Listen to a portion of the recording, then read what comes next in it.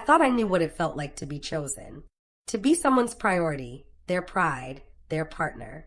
I was wrong, and it took losing everything to finally see clearly. Welcome to the Last Lesson channel. If this is your first time here, please subscribe for more real stories about heartbreak, healing, and finding your power. Let's begin. You know that feeling when you meet someone and everything just clicks? Like the universe conspired to put you both in the same place at the same time, and suddenly your life splits into before and after that moment? That's what I thought I had with him. His name was Ethan, and when I met him during junior year at Cornell, I genuinely believed I'd found my person. It was October, one of those perfect fall days where the campus looks like it belongs on a postcard. I was rushing to the library, balancing 3 textbooks and a coffee that was way too hot, when I literally, and I mean literally, crashed into him outside the psychology building. My coffee went everywhere. His laptop bag took the hit. And there I was, apologizing profusely, expecting him to be furious because, let's be honest, college students and their electronics have a very serious relationship. But he just laughed. Not a polite laugh. A real one. The kind that reaches your eyes and makes you feel like maybe the world isn't ending because you just baptized someone's backpack with a caramel macchiato. "It's waterproof," he said, grinning at me while I desperately tried to mop up the mess with the single napkin I had. And honestly, I needed an excuse to take a break from biochem anyway. He had this energy about him. Confident but not arrogant, warm but not overeager. Dark hair that was always slightly messy in that intentional way. Sharp features, and these eyes that seemed to actually see you when he looked at you. We ended up skipping the library entirely and spending the next 3 hours at a coffee shop. Well, after I bought him a replacement drink, just talking. About everything. Our majors, our families, our dreams, the ridiculous pressure of pre-med track versus pre-law, our fears about the future. He told me he wanted to be a neurosurgeon, that he'd known since he was 12, when his grandmother had a stroke and he watched the doctors save her life. I told him I wanted to go into constitutional law, that I'd grown up watching my single mother fight for every opportunity, and I wanted to be the kind of lawyer who fought for people who couldn't fight for themselves. "You're going to change the world," he said. And the way he said it, like it was fact, not flattery, made something in my chest tighten. By November, we were inseparable. He'd wait for me outside my political theory class with hot chocolate. I'd quiz him on organic chemistry reactions while we walked across the quad. We studied together, ate together, fell asleep on video calls when we were too tired to keep our eyes open, but too attached to hang up. Everyone called us the power couple. The golden pair. She's going to be valedictorian, they'd say. He's going to be a surgeon. They're going places. And I believed it. God, I believed it so completely. I loved how driven he was. How he'd spend 12 hours in the lab and still have energy to tell me about his day. How he talked about his future patients like they were already real people he was responsible for. How passionate he got about medical ethics and breakthrough research. I thought we were the same, 2 people who refused to settle, who wanted to build something bigger than ourselves. My mom adored him. The first time I brought him home for Thanksgiving break, he spent an hour helping her fix the garbage disposal and then insisted on doing the dishes. She pulled me aside in the kitchen and whispered, "This one's a keeper, baby. He's got good character." I remember that moment so clearly. Standing there in my childhood kitchen, my mom's hand on my shoulder, watching Ethan laugh at something my little cousin said, feeling like everything in my life was finally falling into place. I'd worked so hard for so long. Straight A's since freshman year. Student body president. Mock trial champion. Volunteering at the legal aid clinic every weekend. Building a future brick by brick. Late night by late night. Sacrifice by sacrifice. And now I had someone to build it with. Senior year started like a victory lap. I'd already been accepted to Yale Law with a full scholarship.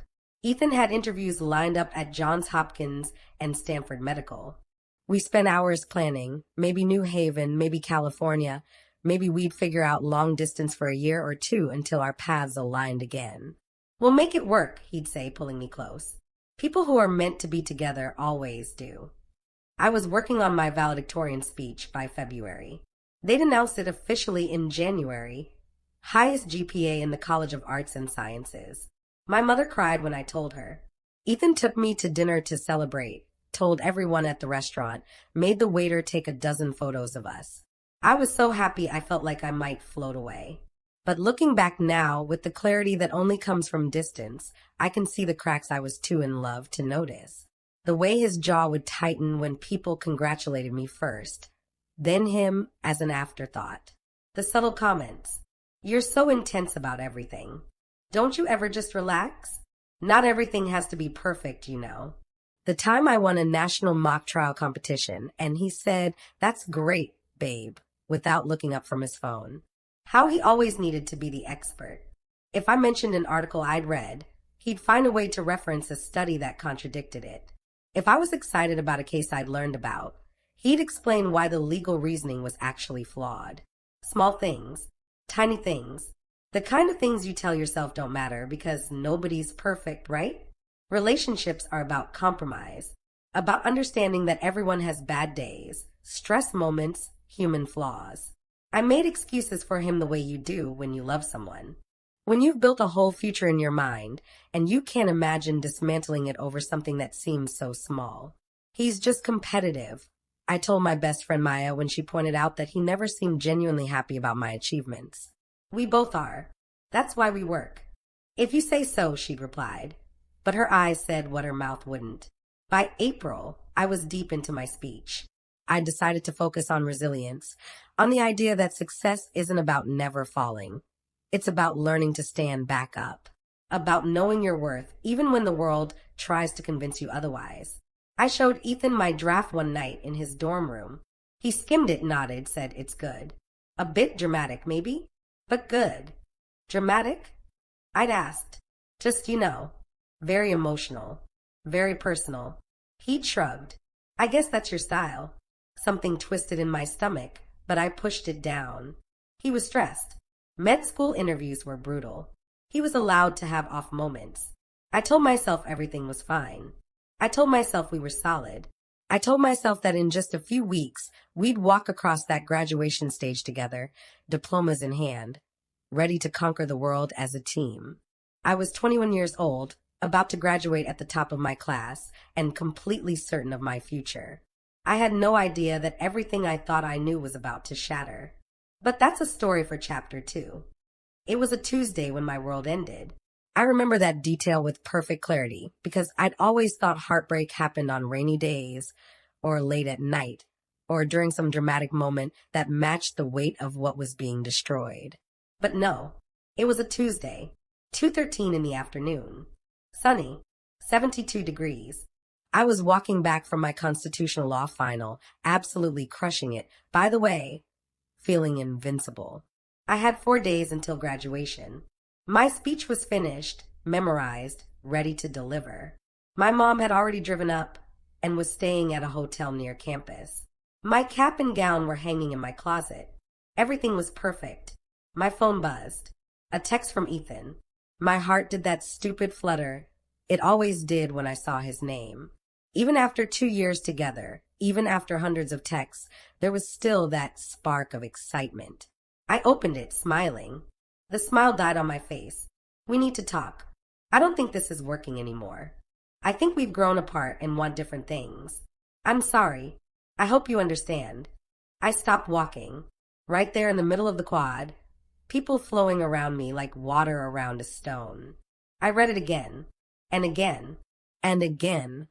Like if I stared at the words long enough, they'd rearrange themselves into something that made sense. This was a joke. It had to be a joke. We just had dinner 3 nights ago. We talked about meeting up after my speech for photos. He'd said he loved me before I went to bed last night. My hands were shaking as I called him. It rang once, twice, 3 times. Voicemail. I called again. Voicemail. I texted back. What? Ethan, what are you talking about? Call me. The 3 dots appeared. Disappeared. Appeared again. I think it's better if we have some space right now. This isn't easy for me either. Space. He wanted space. For days before graduation. For days before I was supposed to give the most important speech of my life. After 2 years of building a future together. I felt like I was underwater. Everything was muffled and distant and wrong. My fingers moved on autopilot, typing. Can we please talk in person? I don't understand what's happening. The response came faster this time. I don't think that's a good idea. I'm sorry. I really am. Good luck with your speech. Good luck with my speech. Like I was an acquaintance, a colleague, someone he barely knew. I stood there for what felt like hours, but was probably only minutes, staring at my phone, waiting for the just kidding that never came. Waiting for him to call and explain that his phone had been hacked, that this was all a terrible misunderstanding. But my phone stayed silent. People kept walking past me, laughing, talking, living their normal Tuesday lives while mine was cracking apart.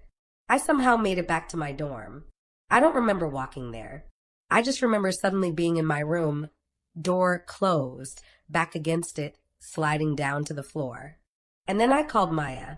She answered on the first ring. Hey, how'd the final go? I couldn't speak. My throat had closed up. Hello, you there? He broke up with me. The words came out strangled, barely recognizable as my voice. Silence. Then what? Ethan. I couldn't finish. Couldn't say it out loud again because saying it made it real. I'm coming over. Right now. Don't move. She was there in 7 minutes. She must have run the entire way. I was still on the floor when she burst through the door. Show me, she said. I handed her my phone. Watched her face change as she read the messages. Watched anger flash across her features. This coward broke up with you over text? Her voice was rising. 4 days before graduation? 4 days before your speech. I just nodded. If I tried to speak, I'd start crying, and if I started crying, I might never stop. Maya paced my tiny dorm room like a caged animal. I'm going to kill him. I'm genuinely going to kill him. Where does he live again? Fuck, I know where he lives. Maya. No, I'm serious. This is beyond. She stopped, looked at me crumpled on the floor, and her expression softened. She sat down next to me, pulled me into her arms. I'm so sorry. God, I'm so sorry. That's when I broke. I sobbed into her shoulder for what felt like hours. Great, ugly, gasping sobs that shook my whole body. 2 years of love, of plans, of building a future, gone in a text message. When I finally had no tears left, I pulled back. My eyes were swollen, my head was pounding, and I felt hollow. I don't understand, I whispered. Everything was fine. We were fine. What changed? Maya's jaw tightened. She looked away. What? I asked. What is it? I didn't want to tell you because I thought maybe I was wrong. Maybe I was reading too much into it. Tell me. She took a deep breath. I saw him yesterday. At Starbucks. With Rachel Winters. Rachel Winters. Freshman. Bubbly, sweet, uncomplicated. On the dance team. Definitely not valedictorian material. So, I said, maybe they were holding hands. The room tilted, and I heard him tell her. Maya's voice was tight with anger. He told her he was handling something, but that they'd be good to go for graduation weekend. Handling something. I was something to be handled. A problem to be solved. An obstacle between him and his next conquest. I thought I'd cried myself out, but apparently I had more tears. They came silently this time, rolling down my cheeks while I stared at nothing. There's more, Maya said quietly. More? What more could there possibly be? I talked to Jessica from the pre-med study group. She said Ethan's been saying things. About you. My stomach dropped. What things? That you're too intense. That dating you is exhausting because everything is always so serious, so competitive. That you make him feel like he's not enough because you're always achieving more. She looked like she wanted to be sick. He's been setting up this narrative for weeks, making himself the victim, making you the villain in your own relationship. I felt like I'd been punched. All those little comments, the subtle digs, the way he'd deflate my excitement or dismiss my achievements. He'd been building a case against me, preparing people for this moment. He told people, Maya continued, her voice shaking with rage now, that he thinks you'll probably be too emotional to give your speech properly, that you might even back out. And there it was. The real betrayal wasn't the breakup. People fall out of love. Relationships end. The real betrayal was that he'd been poisoning the well, rewriting our story, painting me as the overbearing girlfriend who crushed his spirit with my ambition, when all I'd ever done was love him and support his dreams while building my own. He wanted me to fail, wanted me to crumble, wanted to prove that I was exactly what he'd been telling everyone I was: too much, too intense, too emotional. He timed this perfectly, for days before the biggest moment of my academic career, when I was supposed to stand in front of thousands of people and speak about resilience and knowing your worth. The irony was almost funny. Almost. What are you going to do? Maya asked softly. I wiped my eyes, stood up on shaky legs, looked at myself in the mirror.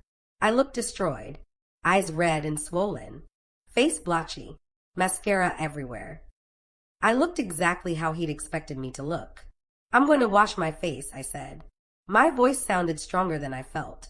And then I'm going to rewrite my speech. Maya blinked. What? I met her eyes in the mirror. Something was shifting inside me. The pain was still there, God. It hurt so much I could barely breathe, but underneath it, something else was rising. He thinks I'm going to fall apart, I said. He thinks this will break me. He's probably sitting in his dorm right now, feeling guilty, but also relieved, thinking he got out just in time before I became his problem to deal with at graduation. Probably, Maya agreed carefully. He's wrong. I turned away from the mirror, pulled out my laptop, opened my speech document. What are you doing? Maya asked, showing him exactly who he just threw away. My fingers moved across the keyboard. The words came easily, burning through me like fire. Because Ethan had given me something, even if he didn't know it. He'd given me clarity. He'd shown me that I'd spent 2 years making myself smaller, softer, less ambitious in tiny ways I hadn't even noticed. Apologizing for my success, downplaying my achievements, pretending to need his validation when I'd never needed anyone's permission to be extraordinary. He'd spent weeks telling people I was too much. He was right. I was too much, too ambitious, too driven, too successful, too unwilling to dim my light so someone else could feel brighter. And I was done apologizing for it. The next 4 days were a blur. I barely slept. I rewrote that speech 3 times, honing it until every word was a blade wrapped in silk. My mom knew something was wrong. Mothers always know, but I told her I was fine. Just nervous, just stressed. I avoided everywhere Ethan might be. Didn't answer when mutual friends texted asking if I was okay, if the rumors were true. Let them wonder. Friday morning, graduation day, I woke up at 5 a.m. I did my makeup carefully, fixed my hair, put on my white dress under my gown. I looked in the mirror and barely recognized myself. Not because I looked different, because I looked like someone who'd been burned and decided to become the fire instead. At 8 a.m., my phone buzzed. A text from an unknown number. But I knew who it was before I even opened it. I hope there are no hard feelings. Good luck today. I stared at that message for a long moment. Then I deleted it without responding. He didn't deserve my words. He'd get them soon enough. The ceremony started at 10. I sat with the other honors students, my speech folded in my pocket, my heart beating so hard I thought everyone could hear it. I could see him in the crowd. 5th row. Rachel next to him. He looked nervous. Good. When they called my name, valedictorian, graduating summa cum laude, speaking on behalf of the class of 2025, the applause was deafening. I walked up to that podium. I pulled out my speech. I looked at the crowd. Thousands of faces. Parents, professors, students, strangers. And then I looked directly at him. He was watching me, waiting to see if I'd break. I smiled, and I began to speak. My voice didn't shake. That's the first thing I remember. Standing at that podium, microphone in front of me, thousands of eyes watching, and my voice came out clear and strong. Not because I wasn't scared. I was terrified, but because I'd spent 2 years being enough for someone who would never appreciate it. And I was done performing for an audience of one who'd already walked out. This was for me now. Good morning, I began.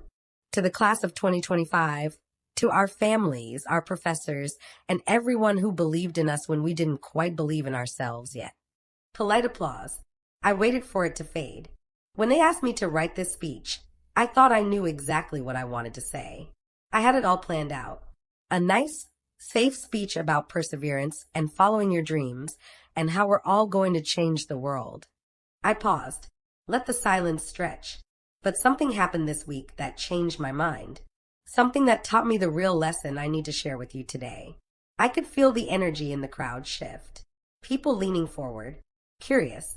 I didn't look at Ethan. Not yet. I learned that sometimes the trash takes itself out. A ripple of surprised laughter. A few gasps. Someone in the back whistled. My mom's face in the third row, shocked, then slowly smiling. Let me explain, I continued, and now I let myself look at him. He'd gone pale. Rachel was whispering something to him. I spent 2 years of my life with someone I thought was my partner, my equal, someone who I believe celebrated my success as much as I celebrated his. We were going to conquer the world together, or so I thought. My voice was steady, calm, clinical almost. But here's what I didn't understand until very recently. Some people don't want a partner. They want an audience. They want someone who makes them look good, who reflects their light back at them, who knows when to shine and when to dim themselves so they can be the star. More murmurs now. People were starting to understand this wasn't a generic graduation speech. And when you refuse to make yourself smaller, when you keep achieving and growing and taking up space, they don't cheer for you.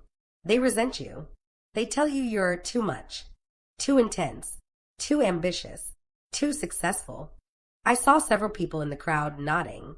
A girl 2 rows behind Ethan had tears in her eyes. They rewrite your story. Turn your strength into a character flaw. Make you the villain for refusing to apologize for being exactly who you are. Ethan was staring at his hands now. His face was red. And then, and this is the best part, they leave. Right before your biggest moment. Not because they don't love you anymore, but because they never loved you enough in the first place.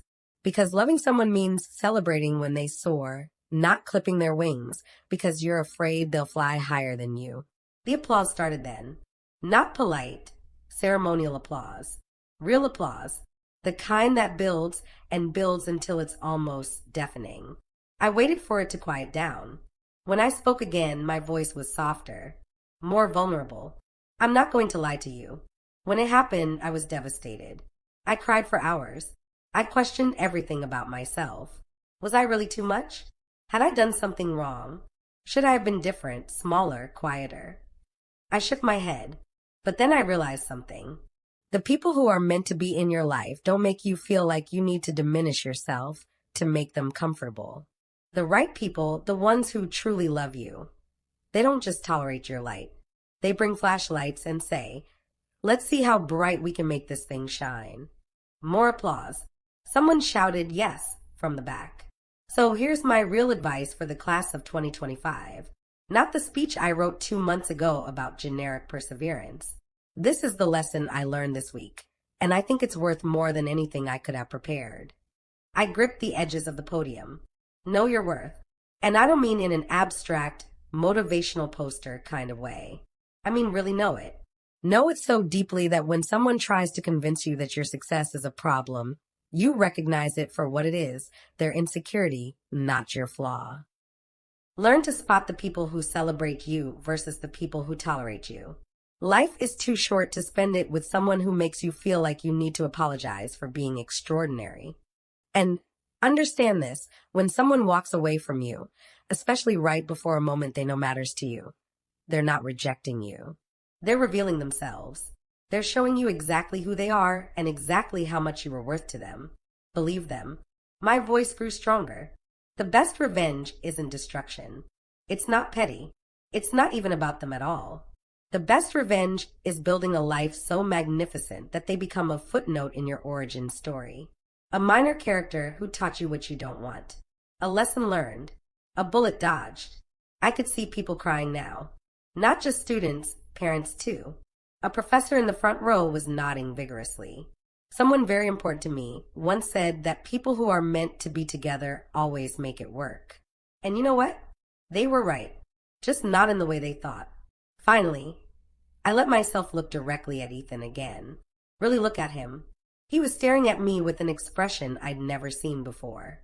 Something between shock and realization and regret. Too late, I thought. Way too late.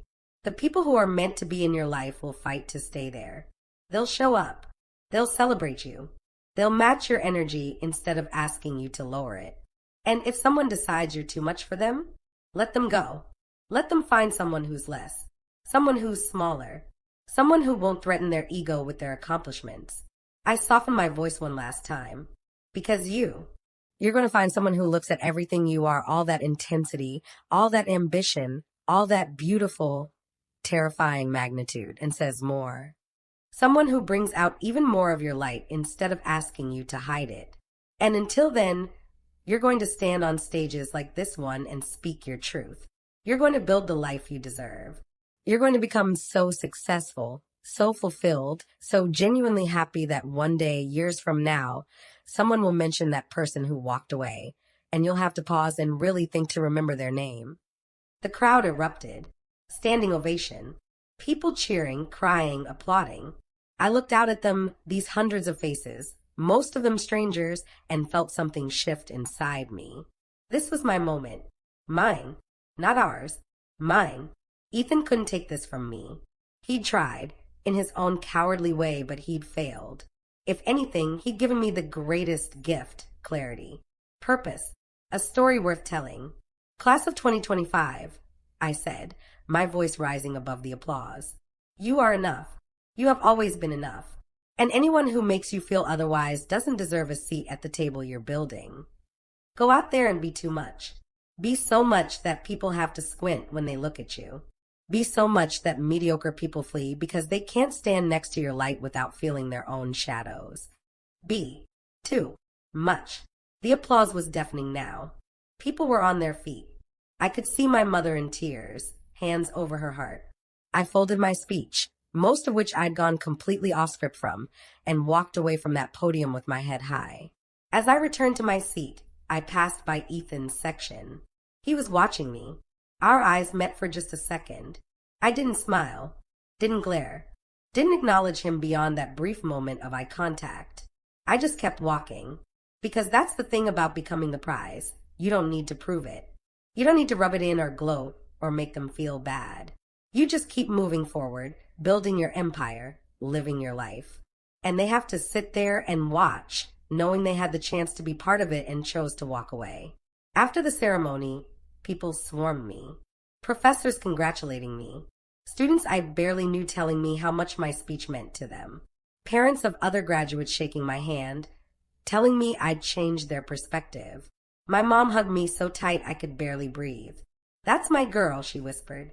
That's my strong, brilliant girl. Maya found me in the crowd, mascara running down her face from crying laughing. You destroyed him, she said. Completely and utterly destroyed him. I've never been prouder of anyone in my entire life. I laughed. A real laugh. The first one in days that didn't feel forced. I didn't do it for him, I said. I did it for me. And I meant it. I saw Ethan once more that day from a distance. He was standing alone near the parking lot, looking lost. Rachel was nowhere to be seen. I heard later she dumped him right after the speech, saying she didn't want to be with someone who treated people like that. Karma works in mysterious ways. He started walking toward me.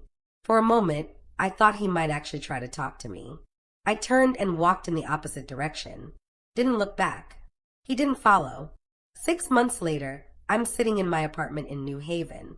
Yale Law is everything I dreamed it would be and more. I'm on the law review. I've already secured a summer internship with a federal judge. My life is full, busy, challenging, exactly what I wanted. I haven't spoken to Ethan since graduation day. I heard through mutual friends that he's struggling. Med school is harder than he expected. He's mentioned me a few times, apparently. Calls me the one who got away. But here's the thing he'll never understand. I didn't get away. I got free. There's a difference. Sometimes I think about that Tuesday afternoon when my world ended. How destroyed I felt. How certain I was that I'd never recover. And I'm almost grateful for it now. Not for the pain. I wouldn't wish that on anyone. But for what it taught me. It taught me that I don't need someone to complete me. I don't need validation from someone who sees my success as competition. I don't need to make myself smaller to make someone else comfortable. I am enough.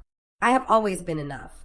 And anyone who can't see that, who can't celebrate that, who can't stand beside that without feeling diminished, they can go find someone else to dim.